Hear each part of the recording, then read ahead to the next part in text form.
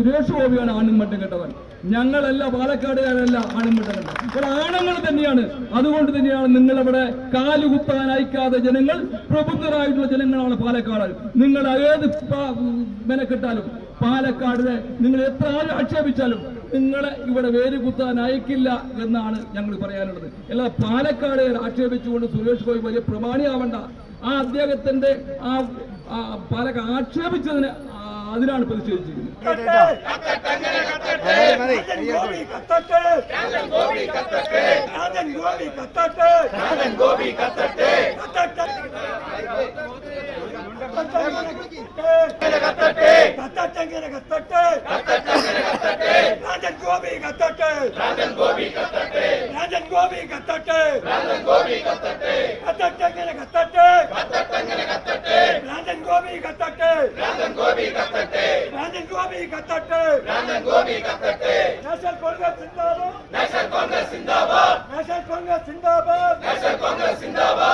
നപുംസകമെന്നും ആണും പെണ്ണും കെട്ടവനുമെന്നൊക്കെ പറഞ്ഞ് പാലക്കാട്ടെയും പാലക്കാട്ടെ ജനതയെയും പാലക്കാട്ടെ ജനപ്രതിനിധിയായിട്ടുള്ള രാഹുൽ മാങ്കൂട്ടത്തിനെയും ഒക്കെ അങ്ങ് മൂക്കിൽ വരച്ച് കയറ്റാം, അവരെ അങ്ങ് പരിഹസിക്കാം, അവരെ അങ്ങ് അധിക്ഷേപിക്കാമെന്ന് കരുതി ഇറങ്ങിത്തിരിച്ച സുരേഷ് ഗോപിയെ പാലക്കാട്ടെ വീട്ടമ്മമാർ ചൂലെടുത്ത് ആട്ടി ഓടിച്ചിരിക്കുന്നു എന്നുള്ളതാണ്. ആട്ടി ഓടിച്ചു എന്ന് പറഞ്ഞാൽ ഇനി പാലക്കാട്ട് കാല് കുത്തിപ്പോകരുത് എന്നാണ് പറഞ്ഞിരിക്കുന്നത്. ചൂലെടുത്ത് ആട്ടിയിരിക്കുന്നു സുരേഷ് ഗോപിയെ. തമ്പ്രാന്റെ മനോഭാവമായി വന്ന് നിങ്ങളെല്ലാം ഞാൻ പറയുന്നത് കേൾക്കണം, നിങ്ങളൊക്കെ എൻ്റെ അടിമകളാണെന്നും പറഞ്ഞ് പാലക്കാട്ടുകാരെ ഭീഷണിപ്പെടുത്തിക്കൊണ്ട് അവിടെ അങ്ങ് കാലുറപ്പിക്കാമെന്ന് കരുതി പാലക്കാട്ടേക്ക് പോയതാണ് സുരേഷ് ഗോപി. അവിടെ എത്തിയപ്പോൾ സുരേഷ് ഗോപിക്ക് കാര്യങ്ങൾ മനസ്സിലായിട്ടുണ്ട്. പാലക്കാട്ടെ ജനത നല്ല നട്ടലുള്ള ജനതയാണെന്ന് മാത്രമല്ല, പ്രതികരണശേഷിയുള്ള ജനതയാണെന്ന് മാത്രമല്ല, ചൂലെടുക്കാനും അറിയാം, ആട്ടി ഓടിക്കുവാനും അറിയാം എന്നുള്ള കാര്യം സുരേഷ് ഗോപിക്ക് മനസ്സിലായി. ഇനി എന്താണെങ്കിലും പാലക്കാട്ടേക്ക് ഞാനില്ല എന്നാണ് പറയുന്നത്. പാലക്കാട്ടെ രാഷ്ട്രീയ സാഹചര്യം നമ്മളൊന്ന് വിലയിരുത്തേണ്ടത് തന്നെയാണ്. എസ്പെഷ്യലി ഈ കഴിഞ്ഞ തെരഞ്ഞെടുപ്പിൽ, അതിൻ്റെ മുമ്പത്തെ തെരഞ്ഞെടുപ്പിൽ, അതിൻ്റെ മുൻപത്തെ തെരഞ്ഞെടുപ്പിൽ ഒക്കെ നിങ്ങളൊന്ന് ആലോചിക്കണം. ഷാഫി പറമ്പിൽ ഒരു തവണ 4000-ലധികം വോട്ടിന്റെ ഭൂരിപക്ഷത്തിൽ വിജയിച്ച് കയറുന്നു. അത് കഴിഞ്ഞിട്ട് ഷാഫി പറമ്പിലിന് എതിരായിട്ട് ഈ ശ്രീധരനെ ഇറക്കുന്നു. ആരെ? സംഘി കുട്ടപ്പന്മാർ. ഈ ശ്രീധരനെ ഇറക്കിക്കൊണ്ട് ഷാഫിയെ നേരിടാൻ വേണ്ടി ഈ ശ്രീധരനെ ഇറക്കിയപ്പോൾ അന്ന് ഷാഫിയുടെ ഭൂരിപക്ഷം വളരെ തുച്ഛമായ ഭൂരിപക്ഷമായി മാറുകയാണ് ചെയ്യുന്നത് നമ്മൾ കണ്ടത്. അത് കഴിഞ്ഞ് ഈ കഴിഞ്ഞ തെരഞ്ഞെടുപ്പിൽ, പാലക്കാട്ടെ ഉപതെരഞ്ഞെടുപ്പിൽ രാഹുൽ മാങ്കൂട്ടം സ്ഥാനാർത്ഥിയാകുന്നു എന്ന് മാത്രമല്ല, രാഹുലിനെ വിജയിപ്പിക്കുവാനുള്ള എല്ലാ പണികളും, എല്ലാ സൂത്രപ്പണികളും, എല്ലാ ഐഡിയകളും, എല്ലാ മുന്നൊരുക്കങ്ങളും നടത്തിയത് ഷാഫി പറമ്പിലാണ്. അങ്ങനെ പാലക്കാട് നിയോജക മണ്ഡലത്തിന്റെ ചരിത്ര ഭൂരിപക്ഷത്തിൽ പാലക്കാട്ട് ഈ പറയുന്ന രാഹുൽ മാങ്കൂട്ടം വിജയിച്ച് കയറുന്നു. രാഹുൽ മാങ്കൂട്ടം വിജയിച്ച് കയറുന്നു എന്ന് മാത്രമല്ല, അവിടെ വളരെ ശ്രദ്ധേയമായ ഒരു കാര്യം ഉണ്ടായിരുന്നു. ആ കാര്യം എന്ന് പറയുന്നത്, പാലക്കാട് മുനിസിപ്പാലിറ്റി ഭരിക്കുന്നത് BJP ആണ്.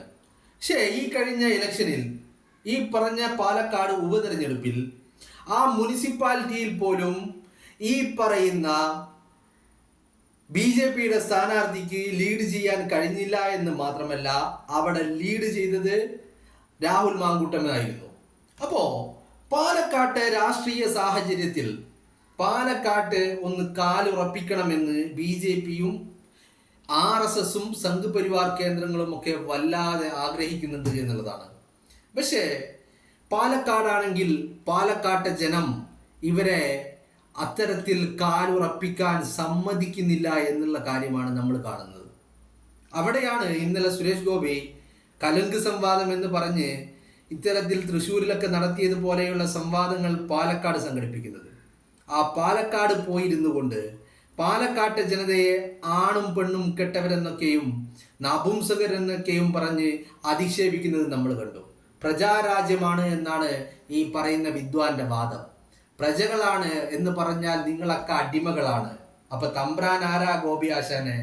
അത് തമ്പ്രാൻ ഈ സംഘപരിവാറുകാരാണ്. അവരാണ് തമ്പ്രാൻ, സവർണ തമ്പ്രാക്കന്മാർ. അവർക്ക് മാത്രമേ തമ്പ്രാനാവാൻ പറ്റുകയുള്ളൂ, ബാക്കിയുള്ളവരെല്ലാം അവരുടെ അടിമകളാണെന്നാണ് ഈ പറയുന്ന സംഘികളുടെ സംഘപരിവാറിന്റെ ഒരു മനസ്സിലിരിപ്പ്. അങ്ങനെയാണ്. പക്ഷേ അതങ്ങോട്ട് സമ്മതിച്ചു കൊടുക്കാൻ എസ്പെഷ്യലി പാലക്കാട്ടുകാർ തയ്യാറായില്ല. പാലക്കാട്ടുകാര് ആണും പെണ്ണും കെട്ടവരാണെന്നും അവരൊക്കെ നപുംസകളാണെന്നും പറഞ്ഞ് പാലക്കാടിന്റെ മണ്ണിൽ വന്നുകൊണ്ട് വെല്ലുവിളിച്ചു കഴിഞ്ഞാൽ എന്താ ചെയ്യുക? ചൂലെടുത്ത് ആട്ടി ഓടിക്കും. അത് തന്നെയാണ് ഈ സംഘിക്കുട്ടപ്പനെ ചെയ്തത്.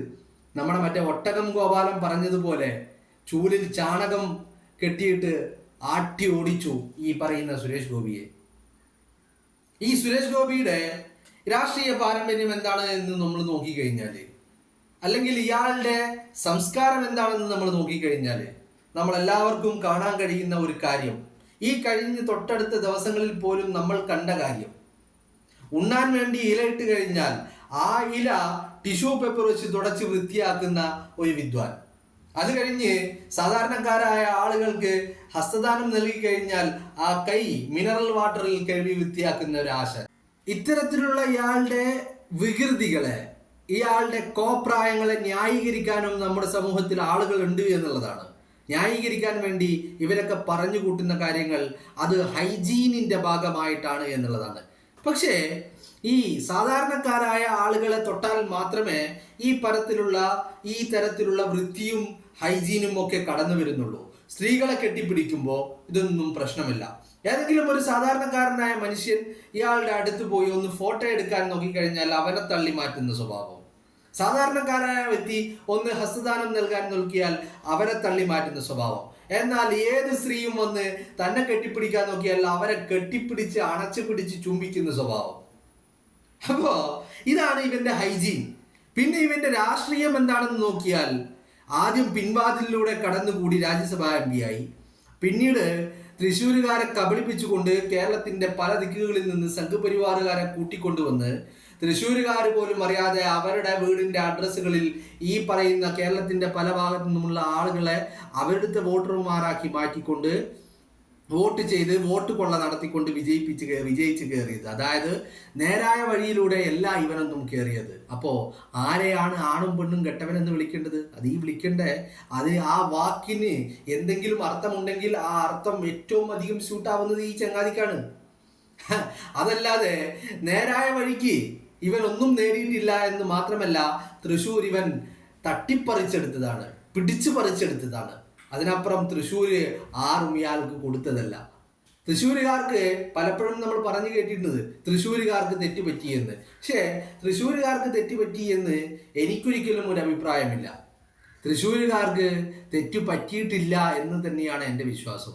അവിടെ തൃശ്ശൂരുകാർ കബളിപ്പിക്കപ്പെട്ടിട്ടുണ്ട്, തൃശ്ശൂരുകാരെ വഞ്ചിക്കപ്പെട്ടിട്ടുണ്ട്. തൃശ്ശൂരുകാരല്ലാത്ത പലരും വോട്ടിന് വേണ്ടി തൃശ്ശൂരുകാരായിട്ടുണ്ട്. എന്തിന്?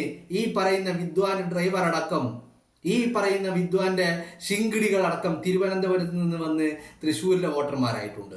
ഈ പറയുന്ന വിദ്വാന്റെ സഹോദരങ്ങളും അവരുടെ ശിങ്കിടികളും കൊല്ലത്ത് നിന്ന് കയറി വന്ന് തൃശ്ശൂരിലെ വോട്ടർമാരായിട്ടുണ്ട്.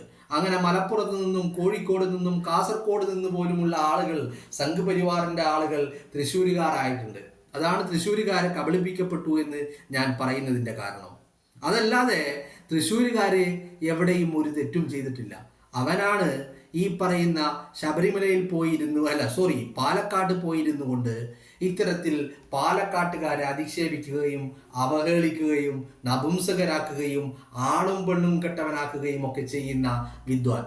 ഈ വിദ്വാന്റെ യോഗ്യത എന്താണെന്ന് ചോദിച്ചാൽ, കൂട്ടിക്കൊടുക്കാൻ പറഞ്ഞാൽ അതിനപ്പുറം ചെയ്യുന്ന വ്യക്തിയാണ് ഇവൻ എന്നുള്ളതാണ്.